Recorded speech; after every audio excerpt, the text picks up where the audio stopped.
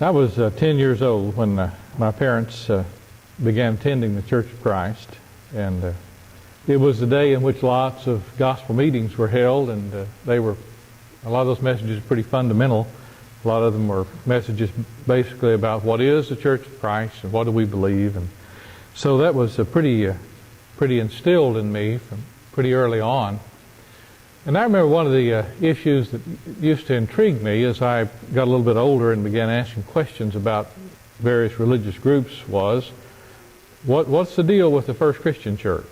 I would hear things about, well, they're just almost Church of Christ, but not quite. And then I heard, well, there's the disciples of Christ, and who are not to be confused with the first Christian church, except in some situations. And so I couldn't quite figure all that out, and sorting through all that, one of the answers, I guess the most typical answer that was given was the only difference in the Christian church and the Church of Christ is instrumental music and the missionary society. That was the basic kind of oversimplification, and that may be a pretty good difference. Then I learned that the disciples of Christ, Churches of Christ and Disciples of Christ parted ways in 1906.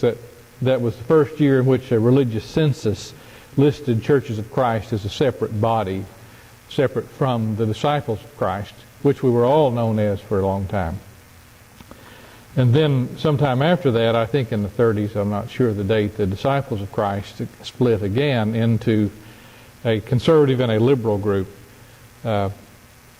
Here in Ada, there's one of each. The First Christian Church downtown, the old church, is a Disciples of Christ church, and I don't like using labels, but it would be considered pretty much a liberal part of that branch. And the Cornerstone Christian Church is a part of the conservative Christian church movement, which comes out of Joplin, Missouri, and Ozark Bible College and that group of people. Been a lot of joint study efforts between Church of Christ preachers and conservative Christian preachers the last 20 years in a movement that's called One Body, which basically those preachers just got together for several days and tried to understand each other better, because we do have a lot in common. We don't have that much in common with the First Christian Disciples of Christ group, as they have gone in a very different direction from where we have gone over the last 100 years. So what I want to do tonight is to try to help you understand a bit of our own history and things that have happened in this country that have shaped our thinking and to some degree shaped how we look at the Bible. Everybody comes at the Bible with some bias. You can't keep from that. We all try not to, but everybody has some bias about it. So what I want us to think about is two things. One is the effect that the Revolutionary War had on the beginning of what is called the Restoration Movement. There are two words that you don't want to confuse: Reformation Movement and Restoration Movement.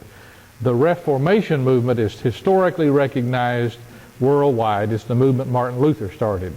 The Restoration Movement is not nearly as recognized because it doesn't involve as many people. Most historians would not even know what that means. The Restoration Movement is the movement that Alexander Campbell and Barton Stone started in America, of which Churches of Christ, First Christian Church, and Disciples of Christ are heirs. So we're talking about the Restoration Movement of Campbell and Stone and how two wars, the Revolutionary War and the Civil War, affected that. It's important to know your own history. I mentioned this morning a fellow who had this strange kind of dementia where every 2 hours he would lose all of his memory. Didn't know his own name, didn't know his wife, didn't know who he was, and would have to reintroduce himself and be told his history again every 2 hours. It should just be a horrible way to live. And so it's important for us to know our own history and not forget it. So what's our history in this religious movement if you go back to the Revolutionary War? All churches in America were dramatically affected by the Revolutionary War. You can't keep from being affected by wars. World War II affected Churches of Christ. We didn't do a nickel's worth of mission work until World War II. And when our sons came home from Germany and Italy, they came home with a missionary zeal, and from the Philippine Islands, and said, There are lost people out there. We've got to go. Hadn't been for the war, we wouldn't have done it. The Revolutionary War had an effect on every religious group, including the Restoration movement. For a 40-year period following the end of the Revolutionary War, roughly from 1780 to 1820, popular religion in America changed dramatically. Every religious group, which up until that time had just been European religion, brought to America. All of a sudden, everybody wants to get rid of that and be an American church and be different from those British people. There's just nothing British that's worth having after the Revolutionary War. So we were dumping everything British, including their religion. And perhaps a major emphasis, if not the major emphasis during that time, was the right of the common people to interpret the New Testament for themselves. Many, many churches focused on that. The Restoration movement was founded on that principle, that you have the ability and the right and the responsibility to read the Bible yourself and not be dictated to by some British preacher who doesn't understand American people anyway. So that was the mentality. There were 4 men who worked for 15 years before they became aware of each other. Elias Smith in New England, James O'Kelly in Virginia, Barton Stone in Kentucky, and Alexander Campbell in Pennsylvania. And the amazing phenomenon of this Restoration movement is that those 4 men were to a great extent preaching the same message, the same ideas of let's just go back and be first century Christians and get rid of all these trappings that the British and whoever else may have dumped on us over all these centuries. And so as they, over a period of 15 years, learn about each other, they gradually get together and will start what is called the Restoration movement. Elias Smith was a Baptist, James O'Kelly was a Methodist, and Stone and Campbell were Presbyterians. Elias Smith lived and worked primarily in Salem, Massachusetts.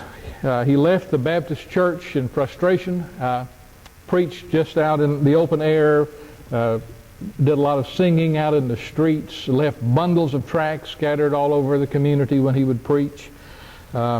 And his message was laced with the language of politics.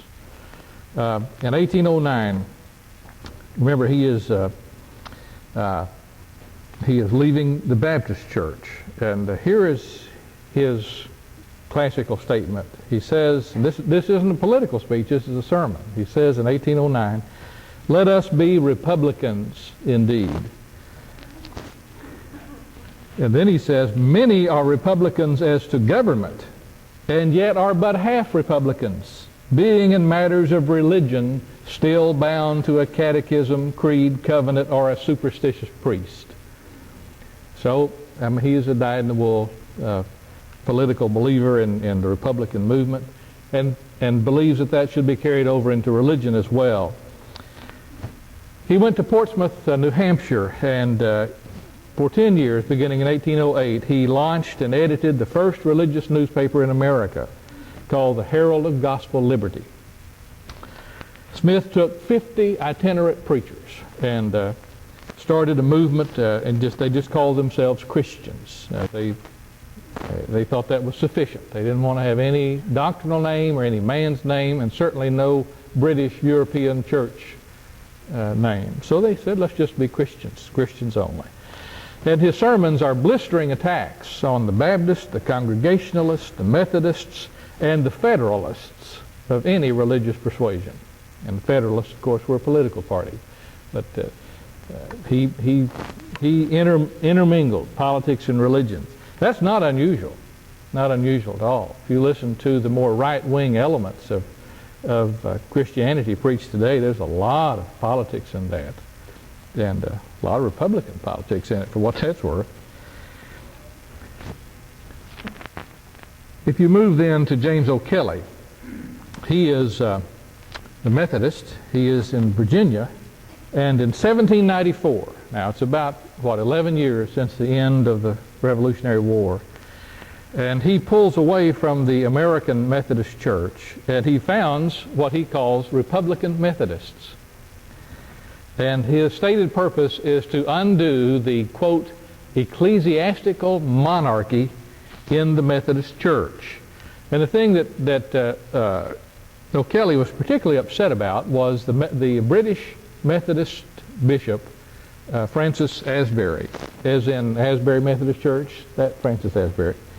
That he felt like that Bishop Asbury was imposing on the American Methodist Church European aristocratic ideas, and he wanted it to be an American church, not a British church. So he took 30 other Methodist ministers and started a movement to attempt to be just Christians, dropped the name Methodist.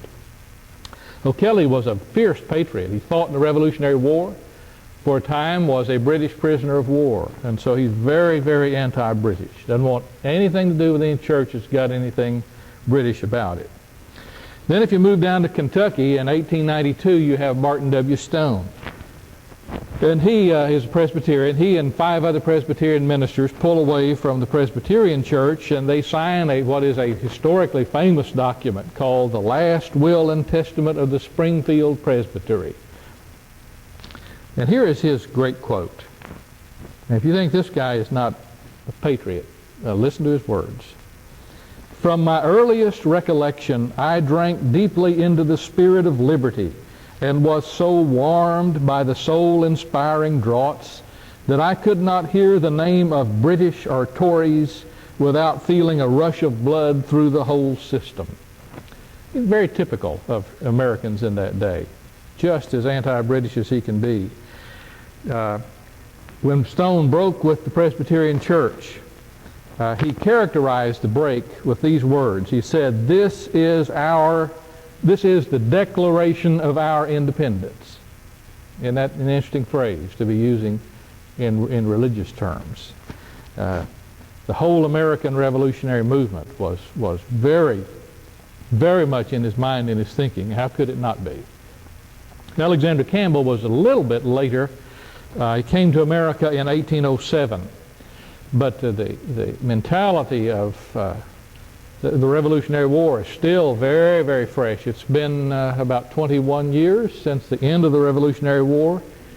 He wrote in 1815 a letter to his uncle in Scotland, and he said, during this period, the 8 years that he'd been in America, I have renounced much of the traditions and errors of my early education.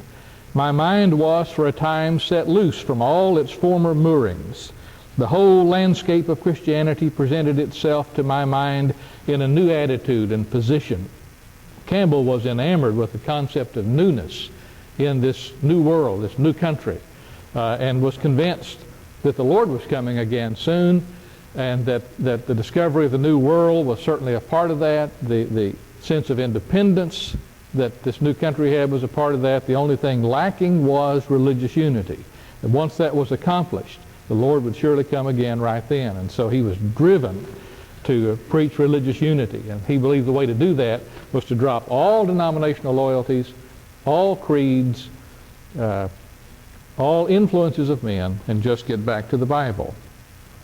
In 1830, Stone and Campbell combined their movements and started the Restoration movement in an official way. And it would be 76 years from the day they began that movement together until the disciples split into disciples and churches of Christ. By the year 1860, when the Civil War is right around the corner, the Disciples of Christ movement had 200,000 adherents. It was the 5th largest religious group in America in 1860. Alexander Campbell wrote these words, and you tell me if this is politics or religion. July the 4th, 1776 was a day to be remembered, as was the Jewish Passover. This revolution, taken in all its influences, will make men free indeed. Free indeed is Jesus' phrase.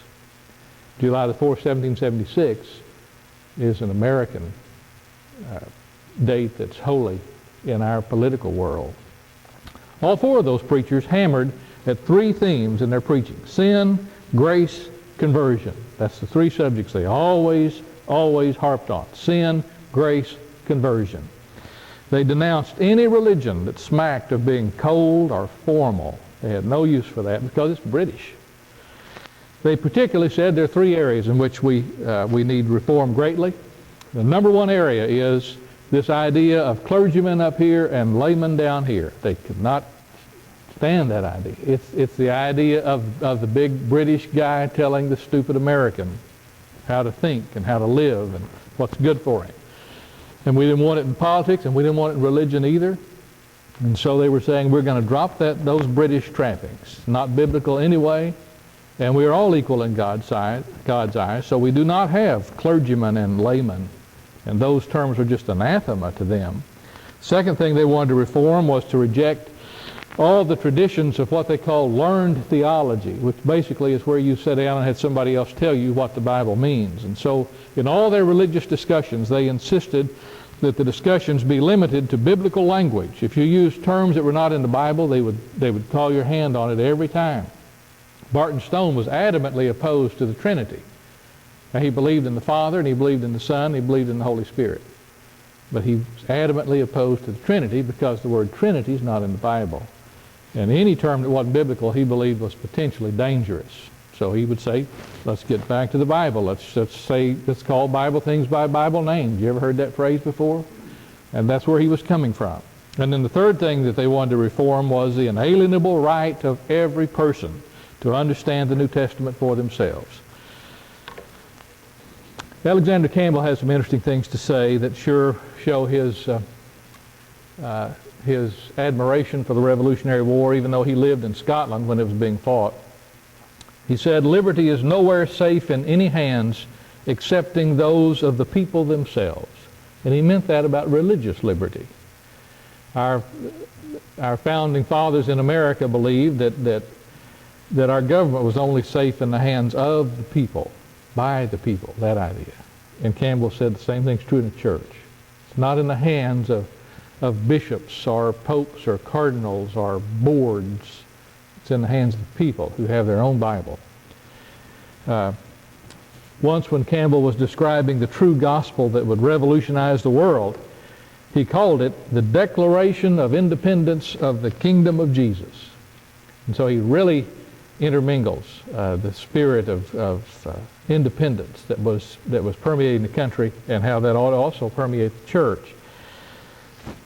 Those sermons of early day preachers are just permeated with references to the New Testament as the constitution of the church.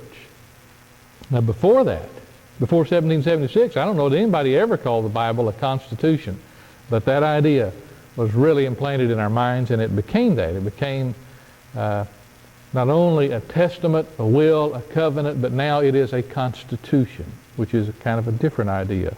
And interestingly enough, is not a biblical term, but they use that.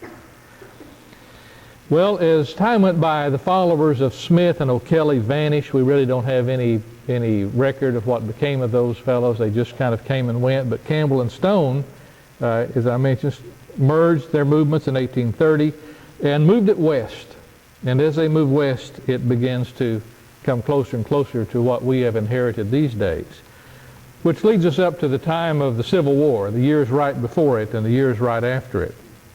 Amazingly, Alexander Campbell came along right after the end of the Revolutionary War and lived almost up until the Civil War and was pretty active mentally and verbally during both of those wars. So he is a phenomenon in the sense that he lives so close to both of those wars that affected our country so dramatically. 1906 religious census. Churches of Christ are listed for the first time. We had 160,000 members. I don't know how anybody came up with that because we've never kept records, but that's what somebody said we had. Of those 160,000, and this is where it really gets interesting, 160,000 members, 102,000 of them live in the 11 southern states. And 30 more thousand of them live in the 4 border states. So we have 160,000 members, and 132,000 of us are either in a border state or south in the Confederacy.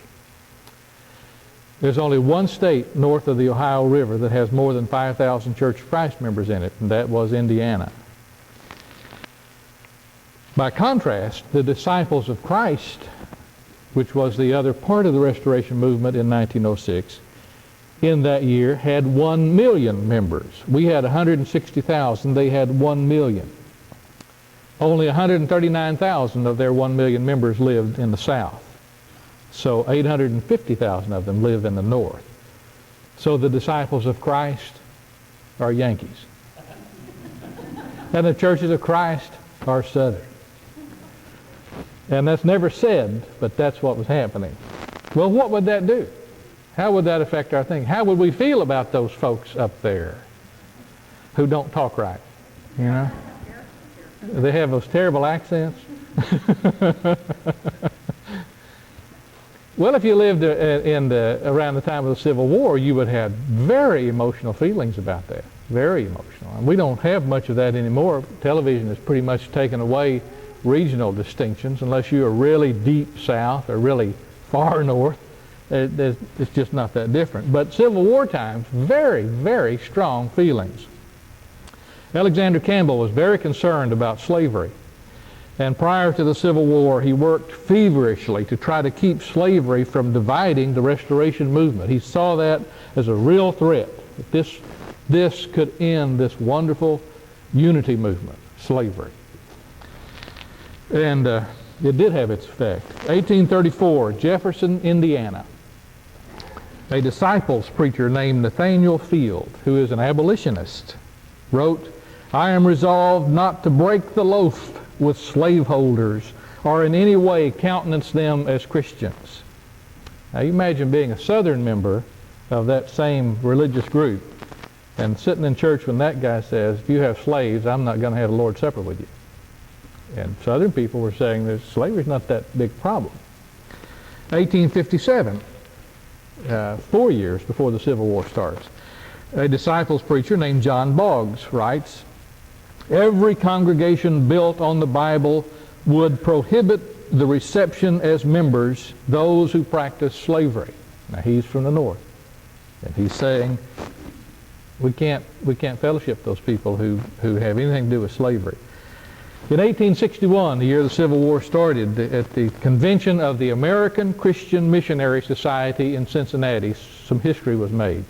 It's really important now that you grasp this. When I started coming to the Churches of Christ as 10 years old, I would ask, okay, the difference in us and the First Christian Church is instrumental music and missionary society. I understand what you're saying about instrumental music. You showed me a couple of passages there.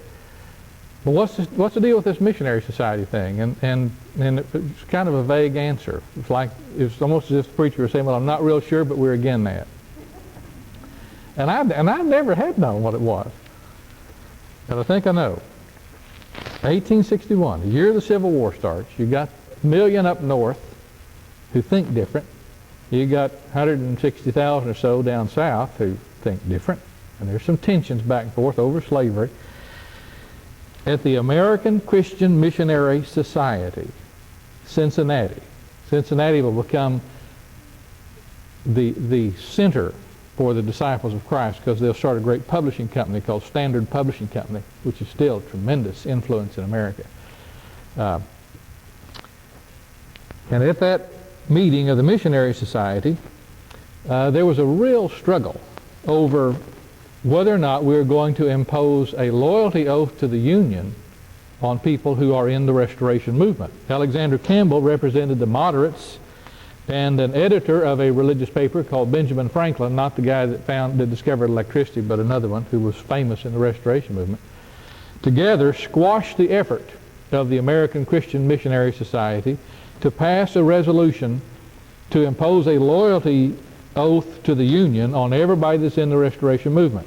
2 years later, 1863, right in the middle of the Civil War, that same missionary society, as a body, declared allegiance to the Union government and tendered its, quote, sympathies to our brave and noble soldiers who are defending us from the attempts of armed traitors to overthrow the government. Now imagine that you're a Southern member of the Restoration movement and you have sons who are fighting for the Confederacy, and the Missionary Society says that your son is an armed traitor trying to overthrow the government. How would you feel about missionary societies? And why would you feel that way? It wouldn't have too much to do with religion. It has to do with politics. In 1866, the Civil War is just over, and Southern church leaders began to attack the American Christian Missionary Society. Isn't that interesting?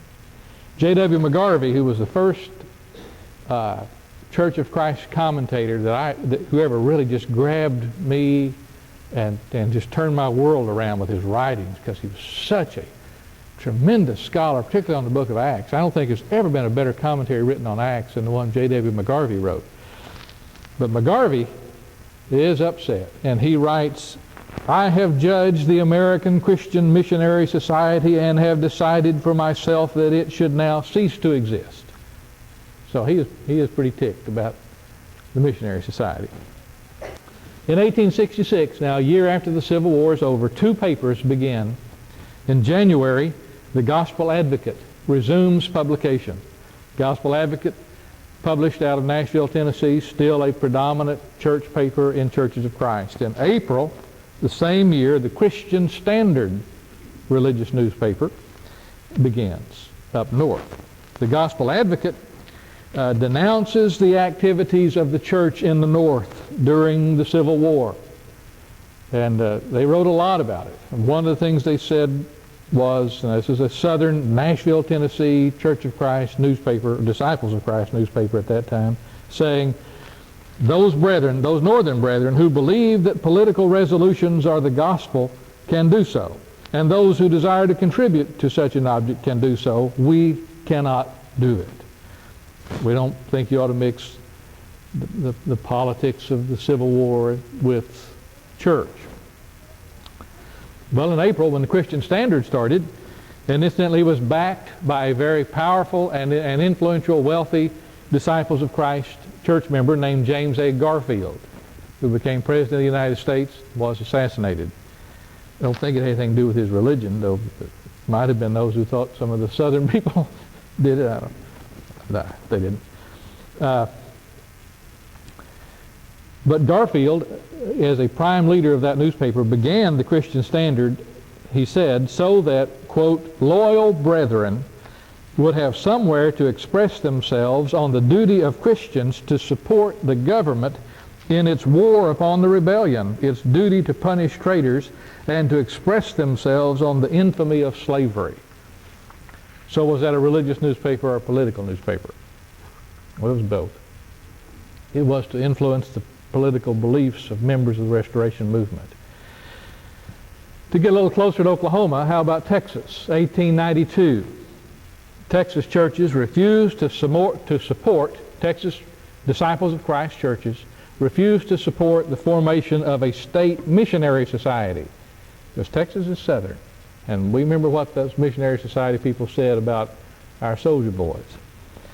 And they refused to do that because it was, quote, as specifically an ecclesiasticism as the Baptist Association or the Methodist Conference, and because those who promoted the project were, quote, following northern ideas and northern men.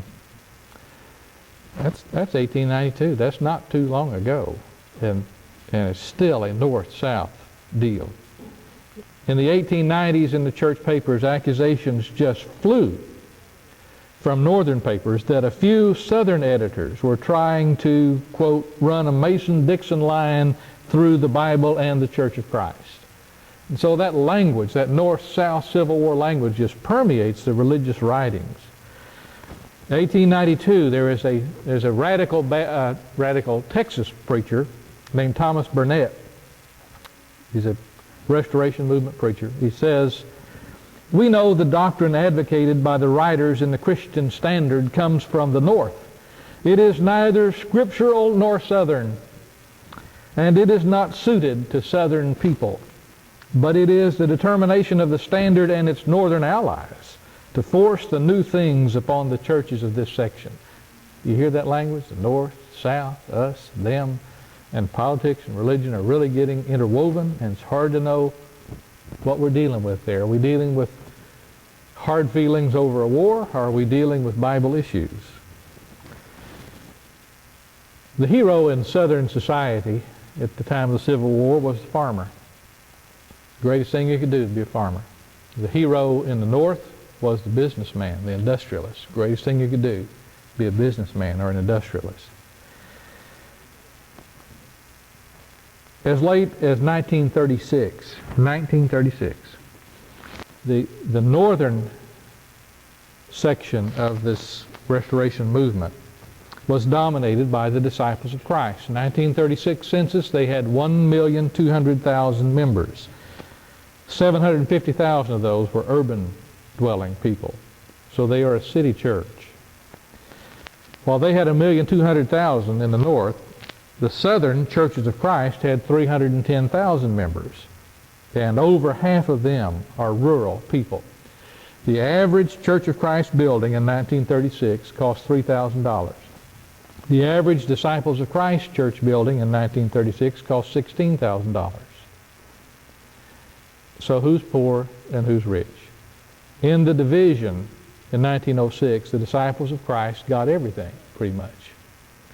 And we pretty much had to start over. The poor farmers, the sons of the men who fought in the Civil War, were still hurting from that and really wrestled a lot with it. I remember George Bailey coming to Holdenville in the late 1950s, and he was just talking about the church and where we ought to go, and he said, you know, about 1950 we came across the tracks, and now more and more places you don't see us on the wrong side of town in a little white frame building. Now we're on the right side of town and we're in a red brick building. Where do we go from here? And that is pretty much what happened. It took us about 50 years to get some real estate back and to move out of being just a people who were poor and proud of it into a people who said, well, maybe it's time to move on.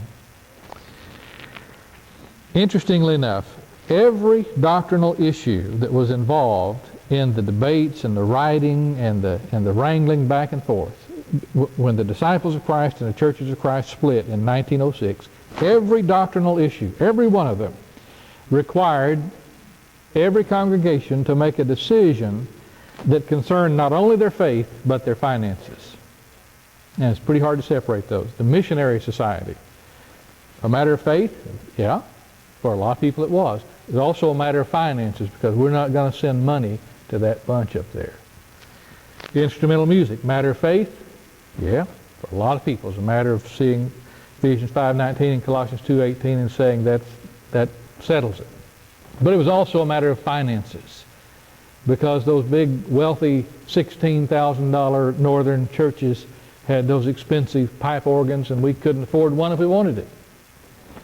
And so it was also a money issue. And the pastor system, which was debated heavily, was also a money issue, because the hero preacher for the Southern Churches of Christ was the farmer, who also preached on Sunday and probably wasn't paid at all. If so, he was paid meagerly. Old preachers that I first met when I started preaching would tell me stories about holding a 2-week meeting and getting a hog or 2 sacks of potatoes or something, and proud of it. It was kind of a point of pride to be a poor preacher. Not a preacher who preached poorly, but a poor preacher.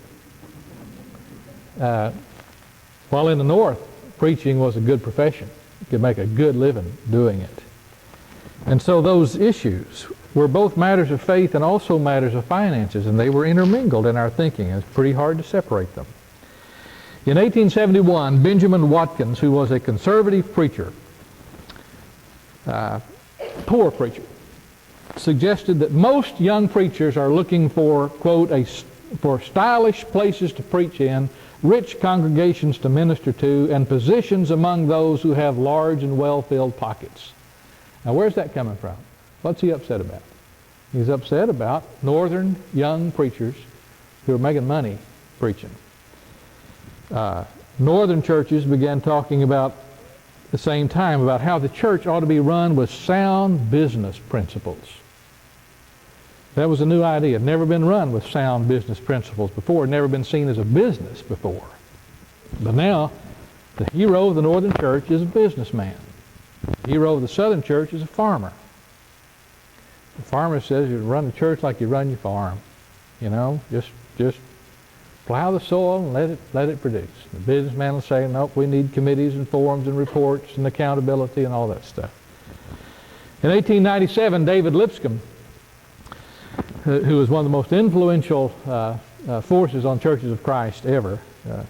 The college in Nashville, Christian college there, is named after him, wrote, "The fundamental difference between the Churches of Christ and the society folks, the conservatives want people to come to Christ. The liberals want to build a strong and respectable denomination based on moneyed societies, fine houses of worship, fashionable music, and eloquent speeches." Lipscomb was a farmer. He's a good man, a godly man. He's the only man known of in the Civil War who could move freely back and forth between northern and southern lines without being checked at the safety points, because he took food to anybody who was hungry. Didn't matter which side of the war you were on. He'd drive his wagon up and down those roads and take food to hungry soldiers. He was a good, godly man. But he also was a man who was absolutely convinced that all of that northern affluence was just wrong. And his accusations are they're only interested in fine meeting houses, fashionable music, and eloquent speeches. And a lot of his views, you hold some of David Lipscomb's views. You do. Now, whether or not they're also Bible views is something you're going to have to wrestle with as you look in the Bible yourself. Maybe his views came right from the Bible. Maybe they didn't. One of the founding principles of this restoration movement is that you can take your Bible and decide. So do it. In 1896, there was a fiery Southern preacher who wrote, "Neither Tennessee nor Texas would have had any progressive foolishness if it had not been for the invasion of carpetbag preachers from the North." Carpetbag preachers. That's a political term, isn't it? And then the last quote I want to give you is from a conservative editor named Daniel Summer, who wrote in 1897, "As time advanced, such of those churches as assembled in large towns and cities gradually became proud, or at least sufficiently worldly minded to desire popularity,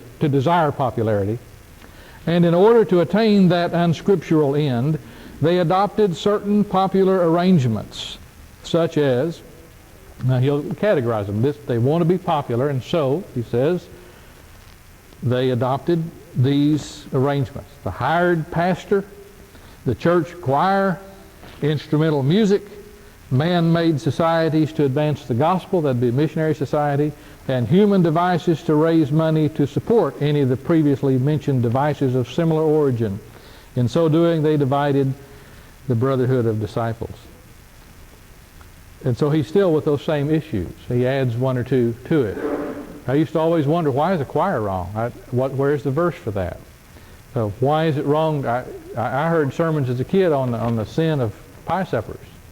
And we don't have pie suppers in the Church of Christ. We just take up contribution every Sunday morning. We had an auction. And I think Daniel Summer would probably have written me up pretty good for that.